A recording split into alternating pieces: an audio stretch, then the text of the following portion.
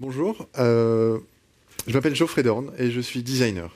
J'ai tout d'abord 4 petites questions à vous poser. À commencer par celle-ci, est-ce que vous connaissez, il y a une souris sur ce logo mais normalement il n'y a pas de logo, est-ce que vous connaissez ce logo? Vous l'avez tous déjà vu. Est-ce que vous savez qui l'a fait? Pour certains, oui. C'est quelqu'un qui s'appelle Milton Glaser. Milton Glaser est un designer graphique new-yorkais qui a réalisé ce logo mondialement connu. Personne ne connaît Milton Glaser. Autre question, est-ce que vous connaissez cet objet? Non. Oui. Est-ce que vous savez qui l'a conçu? Qui l'a designé? Ce n'est pas Steve Jobs, c'est quelqu'un qui s'appelle Jonathan Ive. Jonathan Ive est le designer d'Apple, c'est celui qui fait vos Macs, c'est celui qui fait vos iPods, c'est celui qui fait votre iPhone. C'est quelqu'un, retenez bien son nom, Jonathan Ive. J'ai une autre petite question encore. Est-ce que vous avez déjà pris ce train? Est-ce que vous le connaissez? Et voilà. Et bon, donc c'est Roger Talon qui l'a conçu, qui est un designer industriel français qui est décédé l'année dernière, qui a également fait le funiculaire de Montmartre. Et donc, c'est également quelqu'un qu'on ne connaît pas. Et puis j'ai une dernière question. Est-ce que vous connaissez cette affiche? Est-ce que vous savez qui l'a réalisée? Eh bien moi non plus. Personne ne sait qui a réalisé cette affiche. L'histoire n'a pas retenu le nom de ce designer, tout simplement parce qu'il a fait cette affiche dans le plus grand anonymat. Là où j'aimerais attirer votre attention, c'est que je suis designer et que je n'existe pas. Le designer n'existe pas pour la simple et bonne raison que le designer n'est pas son produit, le designer n'est pas son projet, le designer n'est pas son client ni son commanditaire, le designer n'est pas non plus son interface. Le designer n'est pas tout simplement la personne pour qui il conçoit ses objets, ses interfaces, ses sites, ses affiches, etc. Le designer n'existe pas pour toutes ces simples et bonnes raisons. À partir de là, j'aimerais vous raconter également une anecdote qui est en fait l'entretien d'embauche le plus farfelu que j'ai eu à connaître de ma vie. Du fait que je n'existe pas, je ne cherche pas de travail. Tout simplement, quand je vois passer une annonce pour un job de design, du design graphique, du design numérique, qu'importe, ce que je fais, c'est que je l'envoie à des designers qui sont spécialisés sur les interfaces, qui sont spécialisés sur l'ergonomie. Des designers, donc j'envoie tous ces emplois, j'envoie ça à tout le monde. Et puis un jour, j'ai vu la fondation Mozilla, ceux qui développent le navigateur Firefox, entre autres, qui cherchaient un designer. Donc qu'est-ce que je fais? Comme d'habitude, je prends l'annonce, je la mets sur mon blog, et je dis, allez-y, allez travailler pour Mozilla, c'est vraiment bien, c'est une belle fondation, ils ont des gens de talent là-bas, allez-y. Et le lendemain, je reçois un coup de téléphone. Ce coup de téléphone, c'était Paul Rouget. Paul Rouget m'appelait au téléphone. Paul Rouget, c'est le développeur, c'est un des très bons développeurs de chez Mozilla. Il a ses petites lunettes de développeur, le t-shirt des développeurs, les cheveux longs du développeur, bref, c'est un vrai développeur. Il m'appelle et il me dit, Geoffrey, plutôt que de mettre notre annonce sur ton blog, viens bosser avec nous. Donc, je suis assez surpris et donc je me dis, bon, du fait que je n'existe pas dans ce cas-là, autant avoir des rencontres, autant faire des rencontres et autant que ce soit avec des gens intéressants. Donc j'arrive chez Mozilla, Paul me dit, très bien, Geoffrey, je ne veux pas te recevoir. Je suis un peu surpris et je me dis, bon, peut-être qu'il a compris que voilà. Et en fait, non, il me dit juste, on a une seule réunion, on vient de recevoir un canapé, mais il est encore emballé, c'est un canapé Ikea. Est-ce que tu veux qu'on l'installe ensemble, qu'on le monte ensemble? Vu que je suis designer de rien, je peux designer tout, donc je me suis improvisé pendant 1 heure avec Paul, designer de canapé Ikea. Donc on a pris le plan, on l'a monté, on a assemblé le canapé, on s'est trompé, on a recommencé, bref, enfin, vous connaissez toute cette histoire-là. Et à la fin, juste, on s'est assis dessus. Et on s'est assis dessus, on a sorti nos ordinateurs, on a commencé à travailler, et là il m'a dit, Geoffrey, je peux tout te coder, et je lui ai dit, Paul, je peux tout te designer. Et à partir de cette relation-là, on a pu concevoir des choses comme ça. On a créé, par exemple, ici c'est une interface, depuis le navigateur Firefox, une interface d'un player vidéo, circulaire, tactile, donc j'appuie avec mon doigt, je peux changer le son, je peux switcher la vidéo, etc. On a également conçu, Paul avait envie de prendre le soleil, parce qu'on est un développeur, on a besoin de soleil. Je lui ai dit, ok, on va à Cannes, on crée une interface comme ça, et on va naviguer dans le navigateur à 360 degrés à Cannes au soleil. Et donc on a créé cette expérience-là. Ça aurait pas pu exister si on n'avait pas décidé d'avoir envie de prendre le soleil, de partir ensemble à Cannes. Également, on avait envie de créer un trou dans un téléphone en HTML5, donc ça c'est que du CSS et du HTML. Dans ce téléphone, on a créé un trou avec une illusion de 3D. Donc avec son talent de développeur et avec mon design, on a réussi comme ça à créer ce qu'on avait vraiment envie de créer, c'est-à-dire cette relation-là. Quand j'ai fait ça, quand j'ai compris ça, je me suis dit que le plus important là-dedans, c'était la relation qu'on avait créée, qu'on avait co-construite à ce moment-là. Et c'est cette relation qui, pour moi, était la plus riche et la plus pertinente dans mon travail.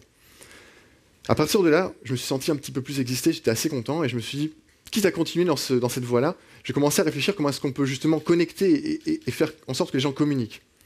Donc dans le laboratoire de recherche dans lequel j'étais, l'ENSAD Lab, ça veut dire c'est le laboratoire de recherche en design à l'ENSAD, j'ai travaillé sur la communication émotionnelle, la communication fatigue, et j'ai travaillé en fait sur vraiment la notion de communication au sens large.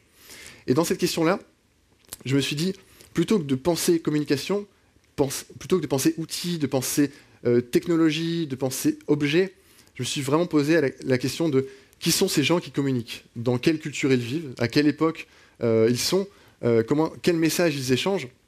Et c'est toute cette richesse-là qui m'a interpellé. Dans ce laboratoire-là, j'ai rencontré une personne qui s'appelle Stéphane Broadband, que vous connaissez peut-être, qui est docteur en sciences cognitives. Elle a fait TED aussi il y a quelques temps. Et elle est également anthropologue. Son métier, c'est de rencontrer des gens, c'est de venir discuter avec eux. Et donc, elle m'a appris comme ça comment m'asseoir à une table, comment discuter avec des gens, comment leur poser des questions. Et elle m'a également appris à faire ces petits carnets que vous voyez là, qu'on appelle des diaries. Donc là, il est usé, donc c'est pour ça qu'il l'a arraché, etc. Ces petits carnets, j'ai mis des questions dedans, et j'en ai distribué à plein de personnes très différentes qui communiquent. Et je leur ai dit à chaque personne, à chaque fois que vous communiquez par SMS, par Twitter, par Facebook, sur votre téléphone, qu'importe, vous me remplissez une petite page de ce carnet. Et dans ce carnet, qu'est-ce qu'il y avait ? Il y avait des simples questions. Où êtes-vous ? Avec qui communiquez-vous ? Et puis des questions un peu plus subtiles. Comment est-ce que vous vous sentez ? Comment est-ce que vous pensez que l'autre se ressent ? Dans quelle émotion vous êtes et comment est-ce que vous imagineriez que cette communication puisse être mieux ? À partir de là, les réponses ont été les plus intéressantes que j'ai jamais eu à voir. En fait, les gens ne m'ont pas répondu. Les gens ont fait des dessins, les gens m'ont écrit leur vie, les gens m'ont raconté des histoires. Et en fait, le plus intéressant pour un designer, c'est vraiment d'avoir les non-réponses de ces questions. Parce que ces non-réponses, ce sont des métaphores. Et ces métaphores, ce sont les outils qui vont permettre à créer du design, tout simplement. À partir de ces métaphores, j'ai créé un projet qui s'appelle NEAN, pour Non-Verbal Emotional Experience of Notification. C'est une façon de communiquer plus émotionnelle, plus subtile. Donc c'est un laboratoire de recherche. Donc j'ai commencé à me poser toutes ces questions-là par rapport aux émotions, par rapport à la communication.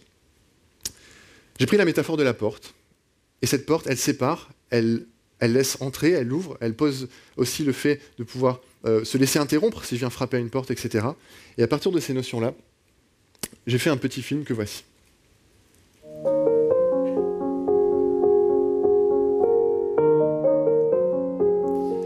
Et donc dans les communications, pour moi, dans ces valeurs-là, le plus important, c'était que ce soit vivant. Que la communication soit vivante, qu'on ressente qu'il y a quelqu'un qui est quelque chose. Il y avait également l'imagination, très importante pour pouvoir créer, construire et co-construire quelque chose. Et puis, plutôt que d'avoir des listes avec des gens, j'ai fait des portes.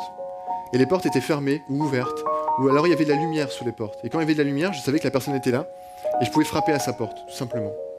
Donc là, je frappe à la porte d'Astrid, et à l'autre bout du monde, il y a Astrid avec son téléphone, et elle voit juste que je pense à elle, parce que le nombre de tocs correspond au nombre de fois où j'apparais sur son téléphone.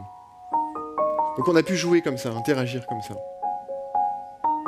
Dans les autres valeurs très importantes aussi, il y avait le contexte.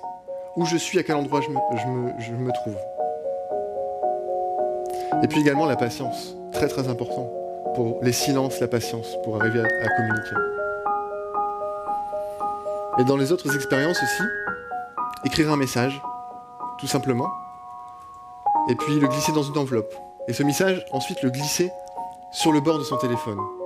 Et à l'autre bout du monde, pareil, je vois le message qui apparaît, je l'attrape, je viens le lire, et comme ça la personne est au courant que je suis en train de lire, que je suis présent.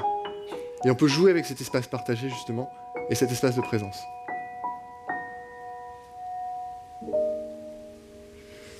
Voilà pour ce projet que je voulais vous présenter, avec ses différentes valeurs et ses différentes notions. Et juste pour conclure rapidement, ce projet, je continue à le développer, donc je commence à le porter même en dehors du laboratoire de recherche. Et puis donc, juste, je voudrais conclure sur oubliez-vous. Oubliez-vous, oubliez vos pensées, et essayez juste d'écouter les métaphores que les autres ont à vous dire. Écoutez surtout, posez-leur des questions et écoutez leurs non-réponses. Écoutez la façon dont ils ont de détourner cette réponse pour arriver à se l'approprier, pour arriver à être parfois maladroit, parfois beaucoup plus subtil que votre propre question. Donc, oubliez-vous. Et juste pour conclure, en fait, quand bien même je n'existe pas, c'est grâce à vos métaphores, c'est grâce au design et c'est grâce à vous que j'existe quand même un peu. Voilà, je vous remercie beaucoup.